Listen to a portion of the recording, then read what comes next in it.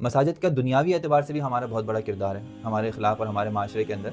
کہ ایک طرح سے بہت بڑی سمجھیں ایک عالمی ویلفیئر آرگنائزیشن ہے یہ مساجد کی۔ اور سمجھیں کہ ہم جب آپ مثال کے طور پہ مسلمان ممالک میں سفر کرتے ہیں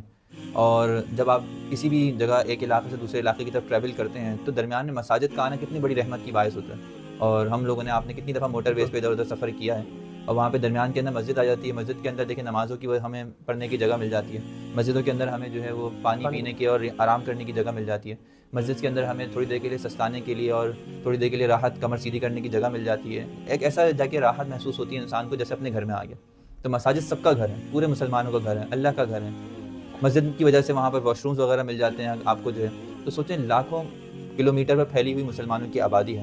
اور ایک جگہ سے ایک علاقے سے دوسرے علاقے میں سفر کرنا ہے، اور آپ کو ان تمام وسائل اور اسباب کا مہیا کرنا بغیر پیسوں کے ممکن نہیں ہے۔ آپ ویسٹ کے اندر سفر کریں تو آپ کو اندازہ ہو جاتا ہے کہ جب دور دور تک آپ کو کوئی چیز نہیں ملتی، اور آپ کو سوائے اس کے کہ آپ پیسے کے ذریعے سے کوئی ہوٹل لیں، وہاں جا کے واش روم یوز کریں، کوئی ہوٹل لیں وہاں جا کے آپ آرام کریں، مسلمانوں کے اندر ایک سمجھے اتنی بڑی ویلفیئر آرگنائزیشن چل رہی ہے کہ جس کے اندر ایک پیسہ بھی کسی کا وہاں جا کے خرچ نہیں ہوتا، اس کے باوجود بھی اس کو وہاں نماز پڑھنے کی جگہ ملتی ہے، وہاں آرام کرنے کی جگہ ملتی ہے، وہاں پر